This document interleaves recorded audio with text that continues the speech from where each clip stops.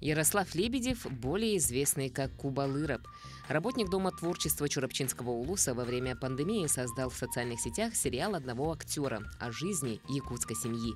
Романтичной Эльзы, брутального Аркадия и задорного Семенчика. Сыграл главную роль в 2 частях приключенческой комедии «Бүгүн былыр». Здравствуйте, Ярослав. Сейчас во всех кинотеатрах республики идет ваш второй фильм «Бүгүн былыр 2». Про что он и насколько он лучше первой части?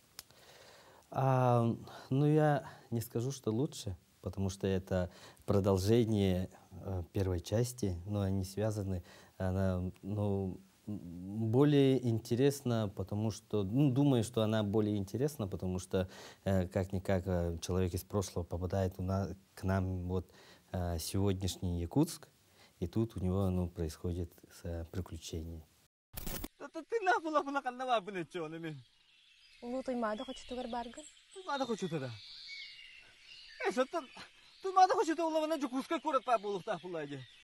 Ну вот в первой части ваш персонаж попадает в 15 век. А сейчас персонаж Олега Беляева попадает в Якутск сегодняшний. Вот в наше время. Да. Ага. Где легче выжить?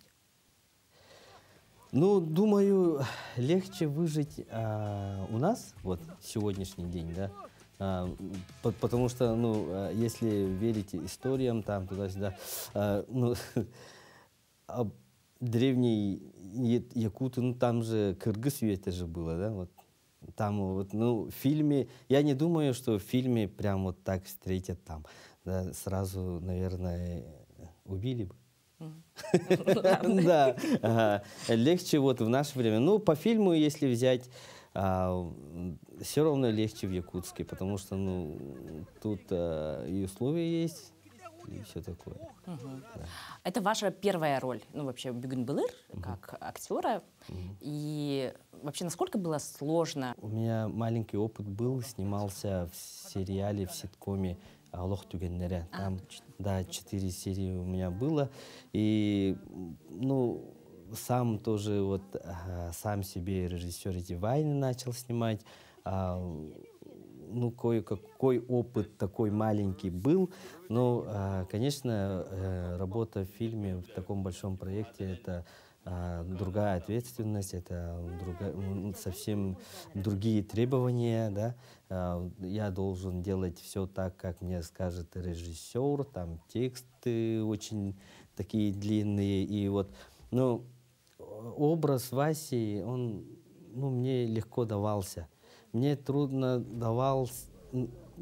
было работать вот с опытными актерами, вот,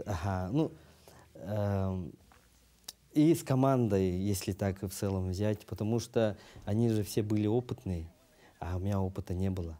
А в чем сложность? Наоборот, вот их энергетика, вот этих актеров, вот Георгий Бессонов, Иван Попов, вот они, прям вот смотришь, и я должен сказать текст свой, и вот прямо на них смотря, я вот текст забывал. Конкретно так было. Вообще, как сказать, волновался.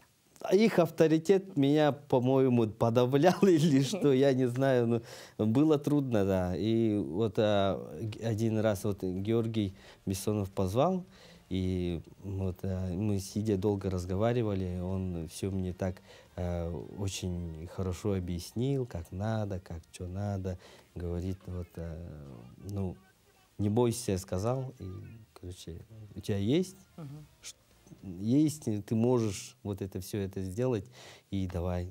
Это для меня была очень хорошая поддержка. Вот. А все началось, получается, в 2020 году, когда началась пандемия с видеороликов. Почему вы начали их снимать? Какой был первый ролик и когда пришел успех?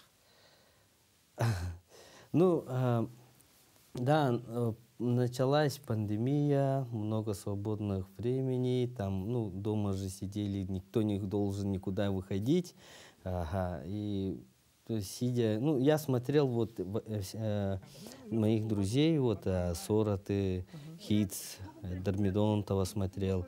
И, ну, мне тоже как-то захотелось, и я у жены спросил, типа, могу ли я, давайте я попробую вот этим, ну, снять вот такие видео. А почему вы жены спросили? Ну, А не если бы зна- она сказала нет? Ну, она-то мой главный советчик, как бы, да, и все равно я спросил, она сказала, ну, попробуй. Ага. Потом я начал снимать, отправлял вот Альберту Наговицыну, другу своему. Типа, он мой личный критик. Вот. И потом Алекс сказал, ну давай, короче, свои вот эти вайны влаживай. И ну, увидишь, как люди оценят. У меня в это время было где-то примерно 2000 подписчиков. Вот.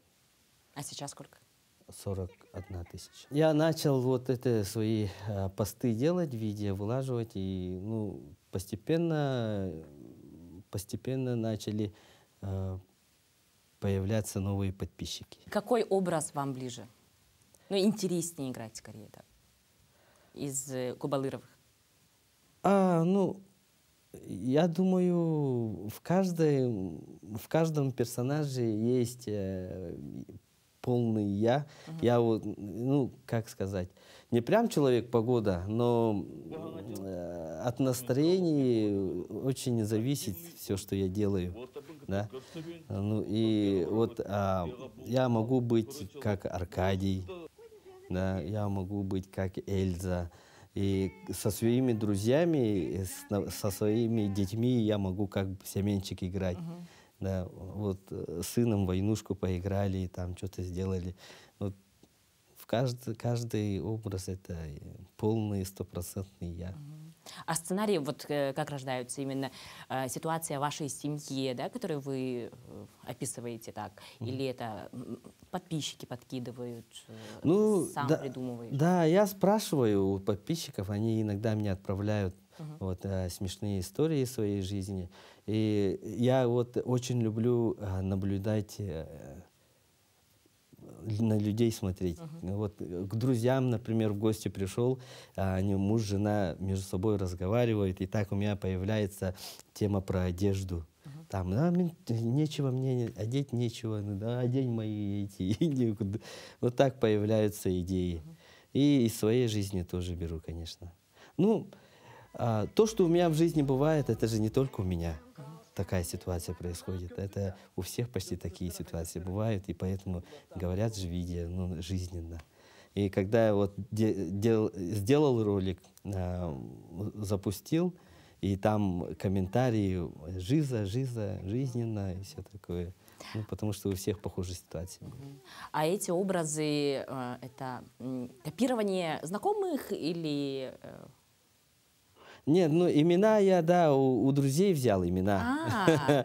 Да, ну Семен Семенович Наговицын, это вот мой друг, коллега. И, ну, с малых лет я его знаю. И, короче, мы поехали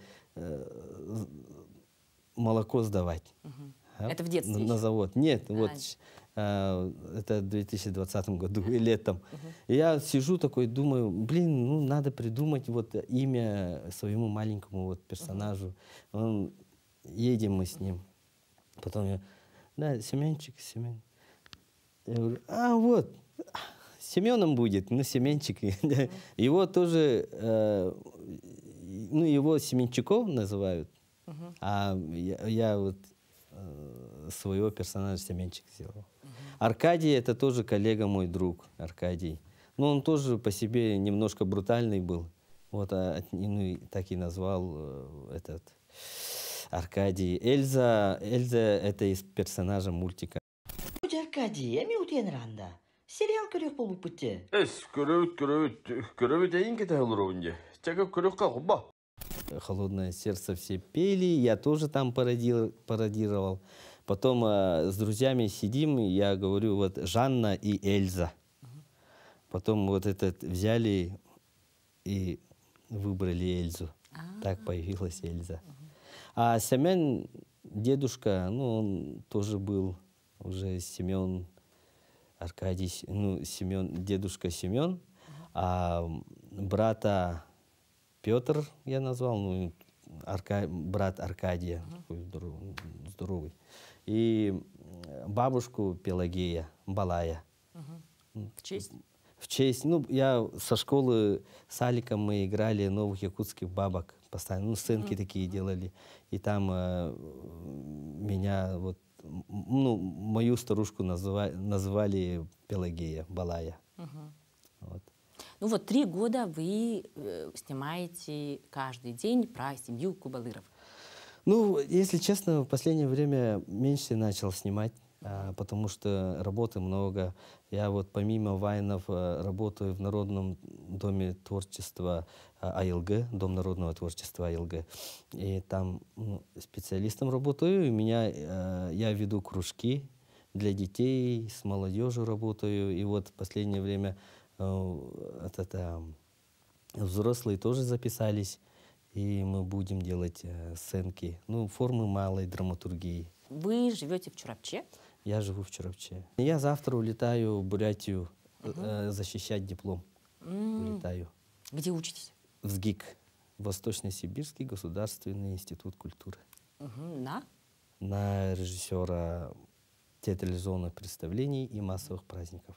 А вот после защиты диплома что будет с семьей Кубалыровых? Ну, я вот сейчас интересуюсь переехать в город, если честно сказать, да. Пока не знаю, куда податься, но буду искать. И если получится, вот с осени уже буду в городе. То есть вы хотите заниматься профессиональным актерством? Да, есть такое желание. И, ну, вообще моя мечта — это стать худруком. И я буду, ну, для этого работать. Найду работу где-то, может в ТЮЗ, может в цирк. Идеальный театр в Якутске, в котором вы хотели бы работать? Я? Лучший театр Якутска. Не, ну Все сегодня предложили работу, в какой театр вы пойдете? Ну, очень трудный вопрос. Я думаю, они все уникальные. Я вот в цирке работал, и когда я в цирке работал, и до сих пор я думаю, что самый зрелищный и самый близкий для меня не театр, а вот сфера деятельности, да, я думаю, для меня это цирк. Потому что, ну, там я был клоуном, я клоуном работал. Вместе с Аликом у нас дуэт был с Альбертом Наговицыным. И для меня вот цирк — это по душе самый близкий. Но я хочу другую сферу попробовать себя. Не в том плане, где-то там, я не знаю, юрист, бухгалтер, а именно в сфере культуры. Но не клоуна? Да. А смешить людей продолжить? Хорошо. А вот вообще, насколько изменилась жизнь простого чурапчинского парня, когда вот пришла популярность вот во время пандемии? Что изменилось? Ну, люди стали узнавать. И сейчас неудобно, когда встречаешься. Вообще, когда вот на улице встречали и спрашивали, ну как там это наши? Я вот думал, про кого спрашивают. Я забывал про своих этих Кубалыровых. Здравствуйте, вы о ком? Антон. Про Аркадия, про Эльзу спрашивают, про Самянчика спрашивают. Меня даже останавливают и говорят, можно сфотаться? Я говорю, можно. Можно с Аркадием? Есть Snapchat? Они говорят, нет. Я потом на своем телефоне делаю, они с Аркадием фотаются, потом пишут в Инстаграм, и я им фотку отправляю. Здорово. Вот так они с персонажами моими фоткаются. Ну, мне вот самое неудобно играть Эльзу. Почему?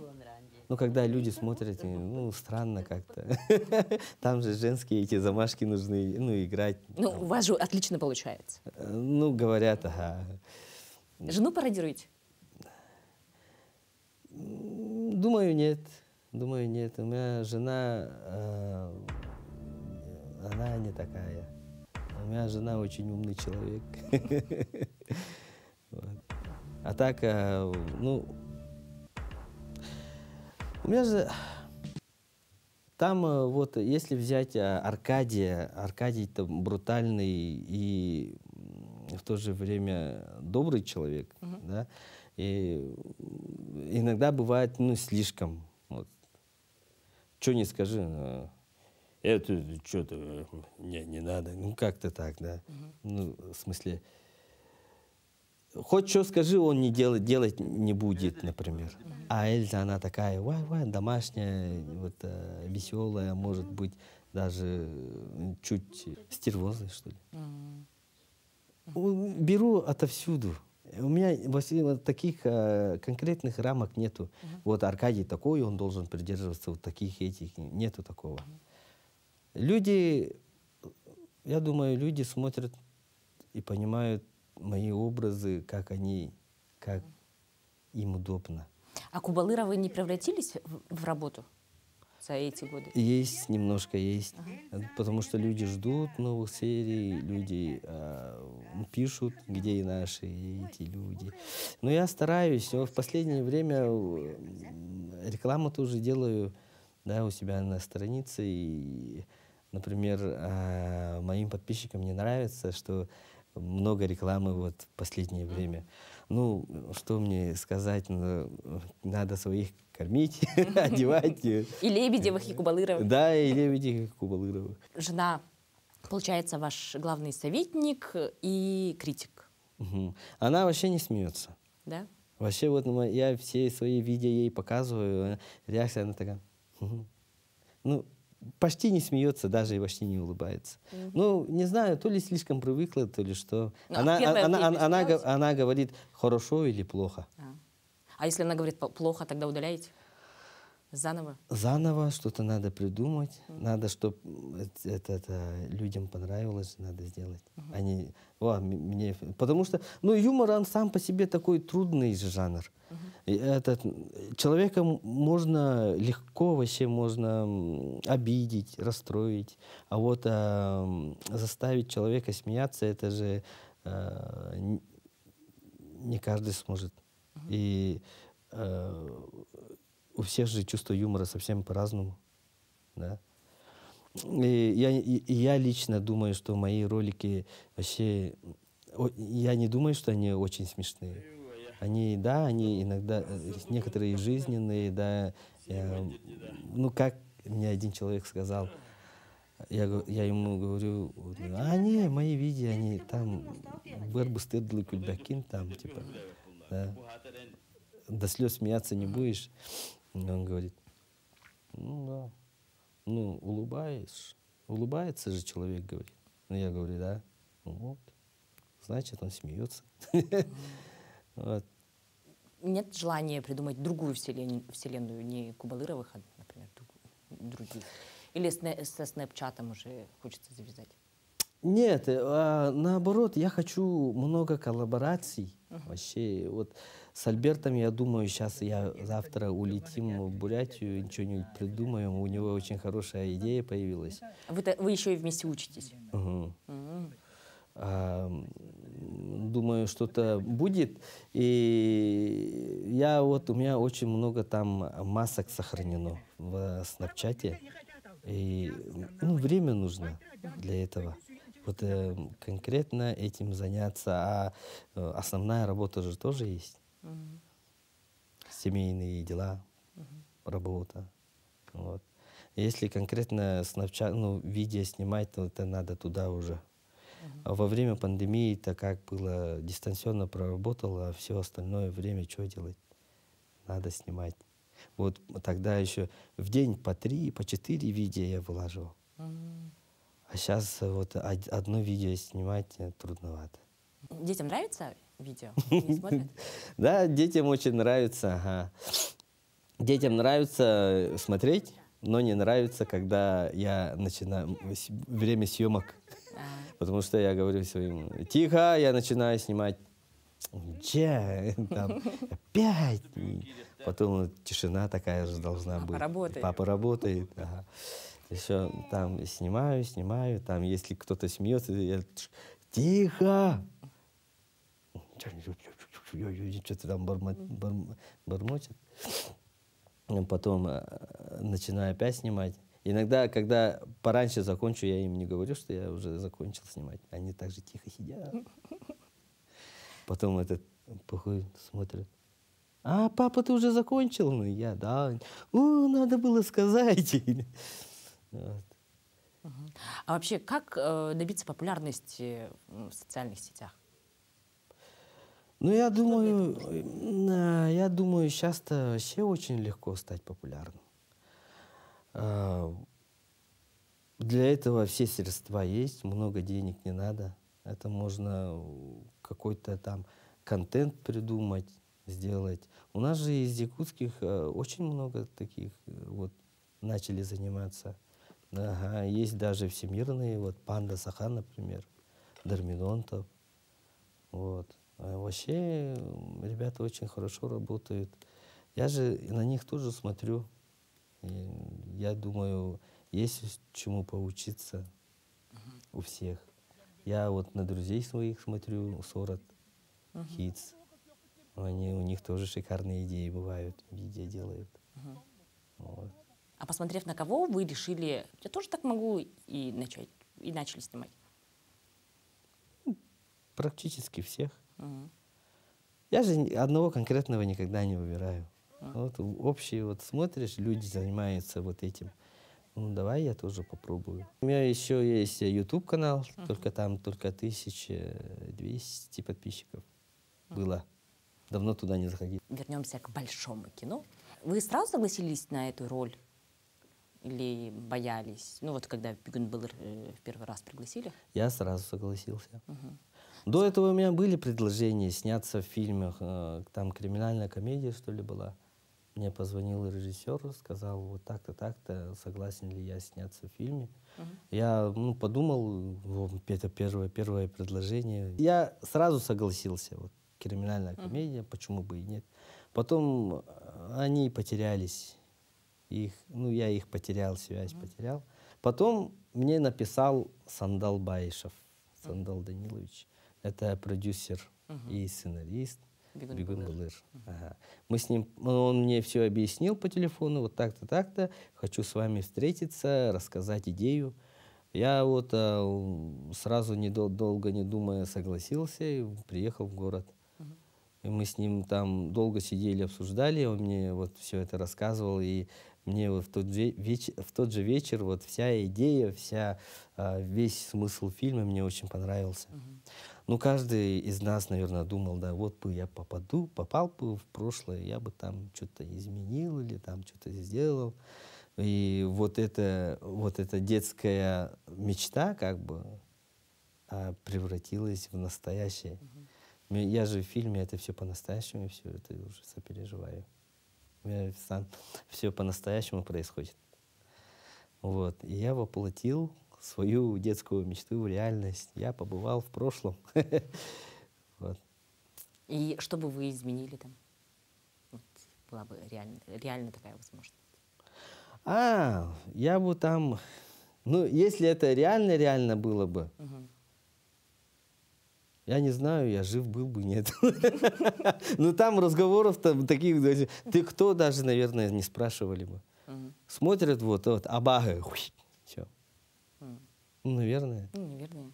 А если бы, остался жив, что-нибудь там такое сделал бы, чтобы им удобно, хорошо, на свои знания. Это сотовый телефон. Ага. Еще показываешь, да. Сейчас будем снимать войны. Всем роли раздал. Не, я думаю, суровое же было, да, прошлое вообще. Трудно было людям. Но как-то, если бы я там был, конечно, как и в фильме, условия бы начал делать. Конкретно, то, что там делал, вот печь, утепление дома, да, вот то, что вот сегодняшнее я знаю, а знаю я мало, но эти мои маленькие знания там бы очень пригодилось бы. Ну и каково видеть себя на большом экране? Кайф. Да. очень хорошо, и в то же время было очень неудобно в том плане, что, ну, я критикую себя постоянно. Я вот, когда что-то делаю, я вижу это, я думаю, я мог сделать еще лучше. Вот в фильме, когда вот я все это смотрел, свою работу, актерскую игру, я сидел и думал, вот здесь надо было так сделать, вот так, вот здесь надо было бы вот так сказать. Ну вот. Хотелось все это переснять и по-другому играть. Но, конечно, это же почерк нашего режиссера. Я же постоянно вот, клоунадой занимался. Я же клоун. И там Александр Лукин стоял и говорил: Ярослав, не надо в клоунаду. Нормально. И вот так он меня останавливал. И это было очень хорошо, потому что когда человек, актер же тоже, я же был вовлечен в это, и я не работал там в полногу, да, я все свои эти отдавал себя 100% к этой работе. Для меня был первый большой проект, и я старался очень. На премьеру сходили всей семьей? Из Чурапчи приехали? В Чурапче смотрели. Там была у нас презентация фильма. Презентация фильма была. Там я позвал всех своих коллег, друзей, родственников. Мне говорили, мало народа надо звать. Я, нет, побольше. Ну, когда еще позовешь их? Может, это мой первый, последний фильм. Пускай люди приходят, смотрят, родные мои. Жена смеялась в этот раз? Да, ей понравилось. Фильм ей очень понравился. А вторая часть? Вторая часть тоже. Они мне так сказали, они-то мне врать не будут. Вот, почему нужно посмотреть вторую часть этого фильма? Вторая часть фильма — это продолжение первой части. И это ответ на вопросы дорогих зрителей, киноманов, да, наших якутских зрителей. Потому что первая часть заканчивается вопросом. Вот. Кунделяй выходит из воды, а тут у него перед глазами наш город Якутск. Вот. И этим заканчивается все. А будет третья часть? Это уже надо спрашивать у сценаристов, у продюсеров. А вы не видите, какой может быть третья часть? Примерно есть, но я пока об этом не буду говорить. Да, потому что если меня позовут на обсуждение, я же эти свои идеи буду там говорить. Это будет очень хорошо. А если не позовут, а так и не сказал ничего? Нет. Всяко можно придумать. Те, кто посмотрели, они знают. В некоторых кинотеатрах другой конец, а в некоторых кинотеатрах совсем другой конец. Финала 2. Это как в фильме «Легенда». Там Уилл Смит в другой версии он погибает, а в другой версии он едет на машине, живой, здоровый. А у нас почти так. Я сам удивился, я же не знал. И у нас тут в городе премьера была, и там совсем другой финал. А в Чурапче, когда показывали, там совсем другой финал. А может, только в Чурапче показывают? Я сидел и, ничего себе. И там графика, и все это очень классное, хорошее. Это так специально задумано или это перемонтировали перед премьерой? Это специально так. А в каких кинотеатрах какой финал? Там... Хороший финал в каких кинотеатрах? Два финала хорошие. Только один финал — это точка. Мне так показалось. А другой финал что-то будет.